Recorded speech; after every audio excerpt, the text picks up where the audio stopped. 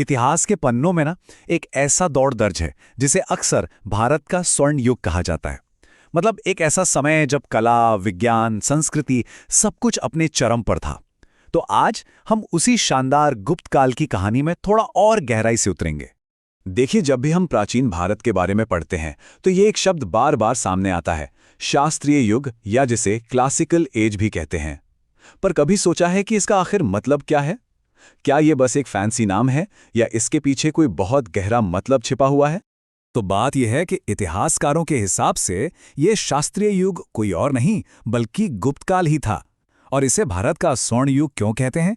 क्योंकि ये सिर्फ, आप समझिए, राजाओं और साम्राज्यों का दौर नहीं था। ये तो ज्ञान, कला और संस्कृति के एक ऐसे विकास का समय था जैसा पहले कभी नहीं देखा गया। तो अब सवाल ये उठता है कि इतने बड़े राजवंश की शुरुआत आखिर हुई कैसे? मतलब वो कौन था जिसने इस सुनहरे अध्याय की पहली ईंट रखी? चलिए कहानी को बिल्कुल शुरू से शुरू करते हैं। तो बात है 4वीं शताब्दी ईस्वी की। जगह है मगध, जो आज का बिहार है।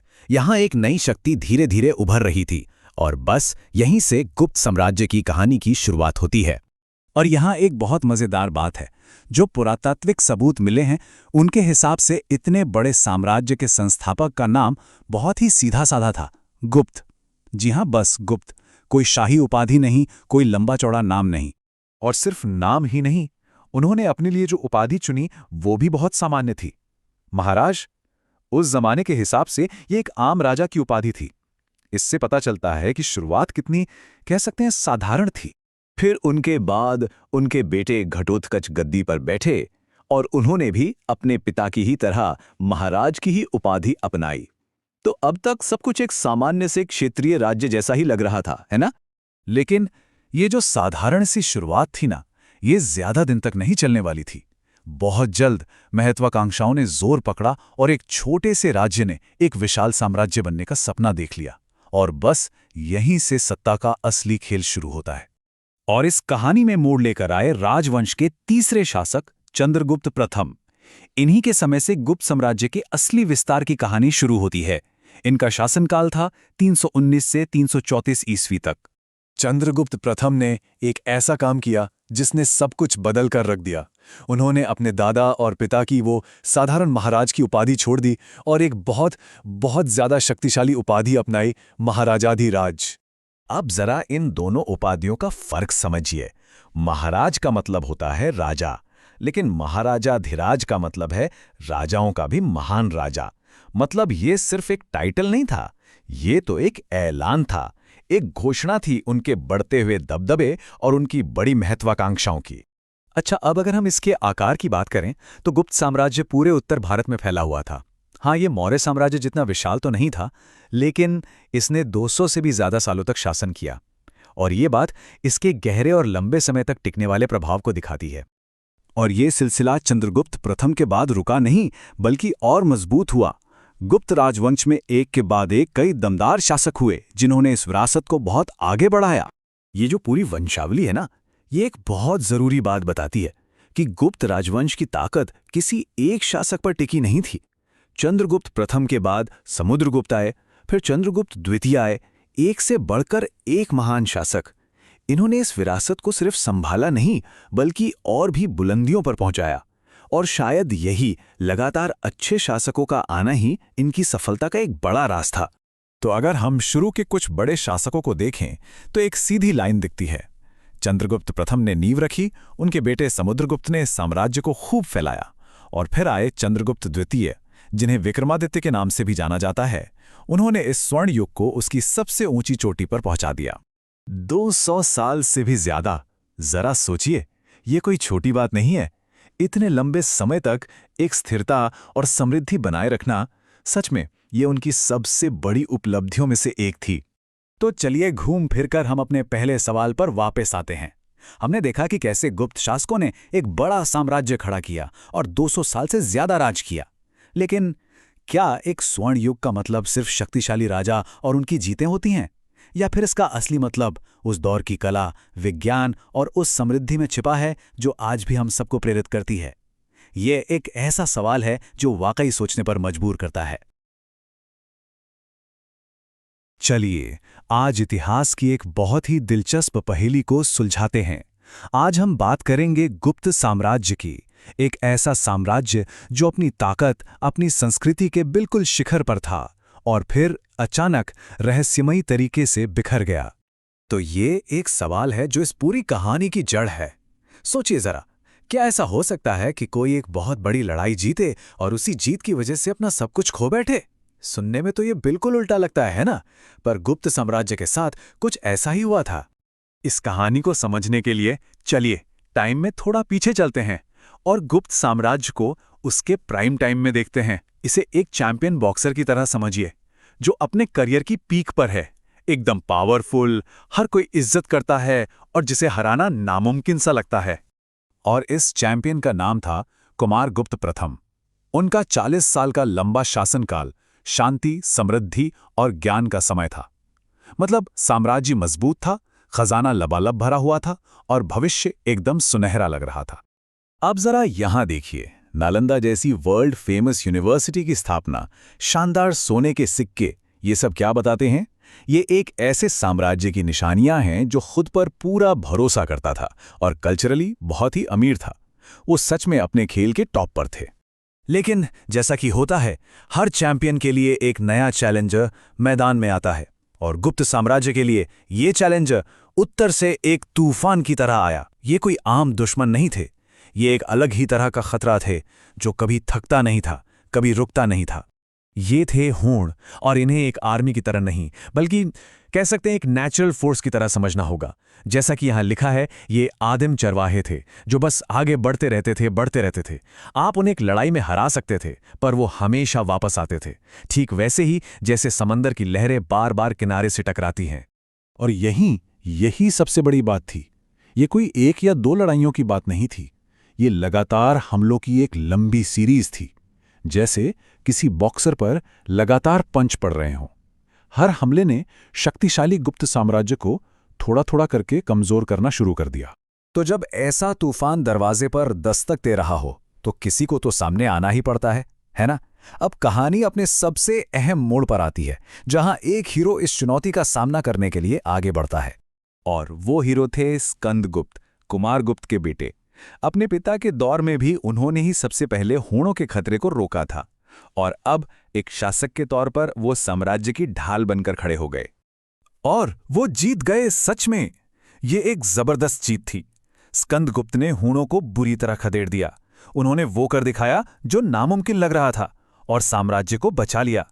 ये एक ऐसा पल था जिसका जश्न मनाया जाना चाहिए था।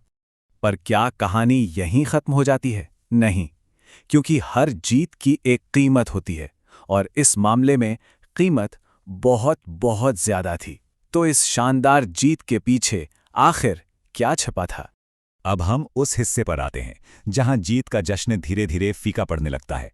लगातार चले युद्ध ने साम्राज्य पर अपना असर दिखाना शुरू कर दिया था, खासतौर पर उसकी अर्थव्यवस्था पर।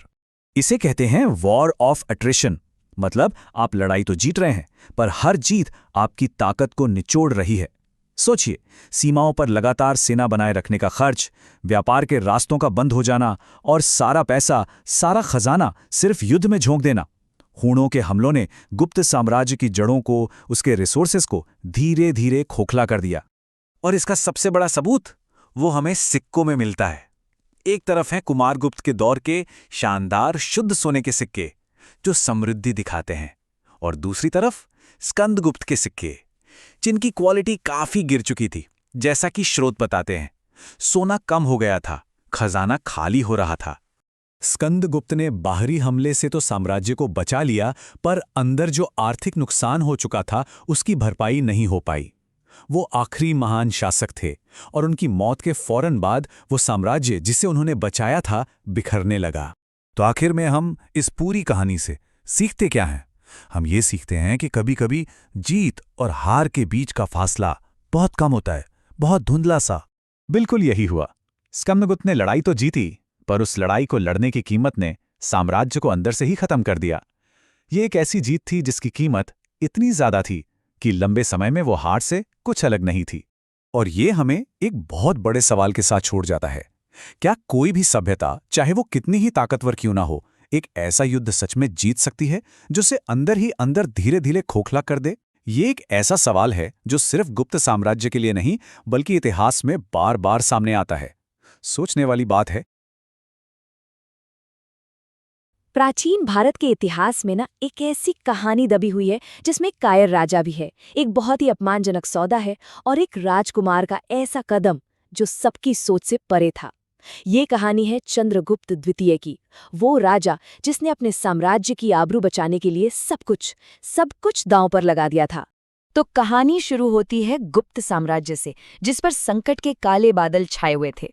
सिंहासन पर बैठे थे रामगुप्त, एक कमजोर शासक, और उनका एक फैसला, बस एक फैसला, पूरे साम्राज्य को शर्मिंदगी के अंधेरे में धकेलने वाला था। अब सोचिए, ये सिर्फ एक रानी को दुश्मन को सौंपने की बात नहीं थी। नहीं, ये तो पूरे गुप्त साम्राज्य की इज्जत, उसकी आन बान शान, सब कुछ दांव पर लगाने वाली बात थी। किसी भी राजा के लिए इससे ज्यादा शर्म की बात और क्या हो सकती है ना? और बस यहीं से इस कहानी का असली ड्रामा शुरू होता है। तो जब राजा ने ही घुटने टेक दिए, तब कौन सामने आया? उनके छोटे भाई राजकुमार चंद्रगुप्त द्वितीय। उन्होंने साफ साफ इस अपमान को मानने से इनकार कर दिया और एक ऐसी हिम्मत वाली योजना बनाई जिसने सचमुच इतिहास का रुख ही मोड़ दिया। चंद्रगुप्त का प्लान जितना हिम्मत वाला था ना, उतना ही नाटकीय भी। उन्होंने खुद रानी ध्रुव देवी का भेष बनाया और अपने कुछ भरोसेमंद सैनिकों के साथ सीधे दुश्मन के कैंप में घुस गए। मकसद सिर्फ एक था, उस शक शासक का खात्मा करना। देखिए, ये कदम बहुत जोखिम भरा था, लेकिन साम्राज्य के सम्मान के लिए इतना तो करना ही था। और हुआ वही जो चंद्रगुप्त ने चाहा था। वो अपने प्लान में कामयाब हुए। उन्होंने शक शासक को मार गिराया और अपनी भाभी रानी ध्रुवा देवी की इज्जत बचा ली। पर कहानी यहाँ खत्म नहीं हुई। दुश्मन को तो हरा दिया, अब बारी थी घर के अंदर बैठे गद्दार से निपटने की। और फिर आता है कहानी का वो मोड़ जिसके बारे में किसी ने सोचा भी नहीं था। चंद्रगुप्त ने अपने ही कायर भाई रामगुप्त की हत्या कर दी, उनकी विधवा ध्रुवा देवी से शादी की और खुद गुप्त साम्राज्य के सिंहासन पर जा बैठे। तो जो सत्ता के लिए ये लड़ाई चल रही थी वो अब खत्म हुई और यहीं से शुरू हुआ एक नया, एक बहुत ही ताकतवर दौर। अब राजा बनने के बाद चंद्रगुप्त का ध्यान घर की लड़ाइयों से हटकर एक बहुत बड़ा साम्राज्य बनाने पर था और इसके लिए उन्होंने दो रास्ते अपनाए, जंग का भी और रिश्तों का भी। उनकी स्ट्रैटेजी बिल्कुल साफ थी। एक तरफ उन्होंने नाग और वाकाटक जैसे ताकतवर राजवंशों में शादियां करके अपनी पोजीशन मजबूत की और दूसरी तरफ सीधी लड़ाई की, खासकर पश्चिमी भारत से शकों का तो नामो निशान मिटा दिया। और इन जीतों का नतीजा शानदार था। गुप्त साम्राज्य पश्चिम में दूर अरब सागर तक फैल गया। ये चंद्रगुप्त की फौजी ताकत और उनकी जबरदस्त स्ट्रैटेजी का जीता जागता सबूत है। लेकिन चंद्रगुप्त द्वितीय का दौर सिर्फ लड़ाइयों और जीत के लिए नहीं जाना जाता। अरे, ये तो कला, साहित्य और विज्ञान का सुनहरा दौर था, एक गोल्डन एज। और इसका सबसे बड़ा सबूत उनका दरबार, जो नवरत्नों से सजा हुआ था। उनके दरबार में नवरत्न थे, यानी 9 ऐसे विद्वान जो अपने अपने फील्ड के माहिर थे। इनमें महाकवि कालिदास थे, जिनकी मेघदूतम जैसी रचनाएं आज भी जिंदा हैं। तो वहीं मेडिसिन के एक्सपर्ट धन्वंतरी भी थे। सच कहूं तो ये दरबार उस जमाने की इंटेलेक्चुअल और कल्चरल पावर का सेंटर था। तो सवाल ये है कि चंद्रगुप्त द्वितीय अपने पीछे क्या छोड़कर गए? उनका शासनकाल ऐसी कई चीजों से भरा था जिन्होंने भारतीय इतिहास पर एक बहुत गहरी छाप छोड़ी। उनकी विरासत, अरे वो तो आज भी हमारे चारों तरफ है। वो पहले गुप्त राजा थे जिन्होंने चांदी के सिक्के चलाए। शकों पर जो इतनी बड़ी जीत हासिल की, उसके बाद उन्होंने खुद को शकारी यानी शकों का नाश करने वाला और विक्रमादित्य की उपाधि दी। और हाँ, दिल्ली का वो मशहूर लौह स्तंभ देखा है ना मेहरौली में, जो आज तक इतने सालों बाद भी बिना जंग लगे खड़ा है, वो उन्हीं की देन है। इतना ही नहीं, जो मशहूर चीनी यात्री थे फाहियान, वो भी उन्हीं के राज में भारत आए थे, क्योंकि उनका शासन इतना शांत और खुशहाल था। तो अब यहाँ एक बहुत ही जरूरी सवाल उठता है, हम चंद्रगुप्त द्वितीय को किस नज़र से देखें? एक हीरो जिसने अपने राज्य और रानी का सम्मान बचाया, या एक ऐसा शासक जो अपने ही भाई का खून करके गद्दी पर बैठा? शायद एक महान शासक की विरासत कभी भी सीधी सादी ब्लैक एंड व्हाइट नहीं होती। इस पर सोचिएगा जरूर। नमस्कार। जरा सोचिए, एक ऐसे साम्राज्य के बारे में जिसकी नींव तलवार से नहीं बल्कि शतरंज की एक बहुत ही शानदार चाल से रखी गई हो। आज हम गुप्त साम्राज्य की कामयाबी के पीछे के उस प्लान को समझने वाले हैं जो प्राचीन भारत के सबसे महान राजवंशों में से एक था। चलिए देखते हैं कि कैसे एक चतुर रणनीति से एक स्वर्ण युग का जन्म हुआ। तो सवाल यही उठता है, क्योंकि गुप्त साम्राज्य की कहानी सिर्फ लड़ाइयों और जीत की कहानी नहीं है। असल में ये तो पॉलिटिकल डिप्लोमेसी, स्ट्रेटेजिक एक्सपेंशन और एक स्थायी एकता बनाने की एक मास्टर क्लास है। हर बड़ी इमारत के लिए एक ठोस नींव जरूरी होती है ना? तो चलिए कहानी शुरू करते हैं इस नींव के आर्किटेक्ट से। गुप्त वंश के पहले सबसे महत्वपूर्ण शासक चंद्रगुप्त प्रथम। अब देखिए, साम्राज्य बनाने के लिए सबसे पहला औजार कोई हथियार नहीं बल्कि एक शादी का वादा था, जिसे हम कहते हैं वैवाहिक गठबंधन। ये सिर्फ कोई पर्सनल रिश्ता नहीं था, बल्कि ये पावर में एक स्ट्रेटेजिक इन्वेस्टमेंट था, ताकत की ओर बढ़ने की एक सीढ़ी। तो उस दौर के शक्तिशाली लिच्छवी खानदान की कुमार देवी से शादी करके चंद्रगुप्त प्रथम को सिर्फ इज्जत ही नहीं मिली, बल्कि उन्हें उस समय के आर्थिक और राजनीतिक पावर के सेंटर उपजाऊ गंगा घाटी पर कंट्रोल मिल गया। ये एक ऐसा मूव था जिसने सचमुच पूरा गेम ही बदल दिया। तो इसे एक शादी की तरह कम और समझिए कि ये उस जमाने का एक बड़ा स्ट्रेटेजिक कॉर्पोरेट मर्जर था। दो ताकतवर परिवारों ने अपने रिसोर्सेज, अपना प्रभाव, सब कुछ एक साथ मिला दिया और नतीजा एक आने वाले सुपर एम्पायर की मजबूत नींव। ये टाइमलाइन हमें दिखाती है कि कैसे पावर एक पीढ़ी से दूसरी पीढ़ी तक गई। चंद्रगुप्त प्रथम ने जो ठोस नींव रखी थी, उसके बाद स्टेज पर आए उनके बेटे समुद्रगुप्त, और उनके साथ शुरू हुआ एक बिल्कुल नया अध्याय, विस्तार का अध्याय। तो अब हम कहानी के दूसरे हिस्से में आते हैं, विस्तार। इस दौर में साम्राज्य सिर्फ बढ़ा नहीं बल्कि अपने साइज में जैसे एक्सप्लोड कर गया, और इस जबरदस्त ग्रोथ के पीछे थे महान विजेता समुद्रगुप्त। उनका सबसे अहम जरिया था सैन्य अभियान। लेकिन एक मिनट, समुद्रगुप्त की स्ट्रेटजी सिर्फ ब्रूट फोर्स का खेल नहीं थी। ये एक बहुत सोची समझी योजना थी जो पावर और कंट्रोल की गहरी समझ पर आधारित थी। अच्छा, हमें ये सब इतनी डिटेल में पता कैसे है? क्योंकि उनकी जीत की कहानी सचमुच पत्थरों में तराशी गई है, मशहूर प्रयाग प्रशस्ति शिलालेख पर। उनके दरबारी कवि हरिसेन ने से लिखा था, और ये प्रशस्ति यानी तारीफ में लिखी कविता हमें उनके शासन की फर्स्ट हैंड जानकारी देती है। और यहीं उनकी स्ट्रेटेजिक जीनियस सामने आती है। उत्तर में उन्होंने सीधे इलाकों पर कब्जा कर लिया, लेकिन दक्षिण के लिए उनकी रणनीति अलग थी। उन्होंने राजाओं को हराया, पर उन्हें अपने अधीन शासन करने दिया। इससे पता चलता है कि वो सिर्फ एक विजेता नहीं बल्कि एक दूर की सोचने वाले राजनेता थे, जो समझते थे कि इतने बड़े और विविध साम्राज्य को मैनेज कैसे करना है। उनकी मिलिट्री स्किल्स इतनी जबरदस्त थीं कि इतिहासकार V.A. स्मिथ ने उन्हें भारतीय नेपोलियन का मशहूर खिताब दिया। ये एक ऐसी तुलना है जो आज भी एक अपराजय सेनापति के रूप में उनकी प्रतिष्ठा को मजबूत करती है। पर उनका प्रभाव सिर्फ भारत के तटों तक ही सीमित नहीं था। जावा, सुमात्रा और मलाया जैसे द्वीपों पर उनका दबदबा ये साबित करता है कि गुप्तों के पास एक शक्तिशाली नौसेना भी थी, जो उस युग में व्यापार और शक्ति प्रदर्शन के लिए एक बहुत बड़ा फैक्टर थी। लेकिन समुद्रगुप्त की विरासत उनकी सैन्य जीतों से कहीं आगे की चीज है। उनकी सबसे बड़ी उपलब्धि राजनीतिक थी, एकीकरण। क्योंकि देखिए, इलाकों को जीतना एक बात है और उन अलग अलग हिस्सों को मिलाकर एक मजबूत काम करने वाली यूनिट बनाना बिल्कुल दूसरी। और यही समुद्रगुप्त की असली विरासत है, राजनीतिक एकीकरण। तो उन्होंने सिर्फ जमीनें नहीं जीती, उन्होंने इस उपमहाद्वीप के बिखरे हुए टुकड़ों को उठाया और उन्हें एक झंडे के नीचे एक एकजुट साम्राज्य के रूप में जोड़ दिया। उनकी इन अलग अलग उपाधियों पर एक नज़र डालिए, ये सब कुछ बता देती हैं। ये सिर्फ खाली शब्द नहीं थे, बल्कि उनके शासन की क्वालिटी पर लगी मोहरें थीं। कविराज यानी कवियों का राजा उनके कल्चरल साइड को दिखाता है। सर्वराज उच्छेता यानी सभी राजाओं को जड़ से उखाड़ने वाला उनकी जबरदस्त सैन्य शक्ति को। ये सब मिलकर एक बहुआयामी शासक की तस्वीर बनाते हैं। और इसलिए अंत में हम उसी बुनियादी सवाल पर वापस आते हैं किसी शासक की असली विरासत क्या तय करती है?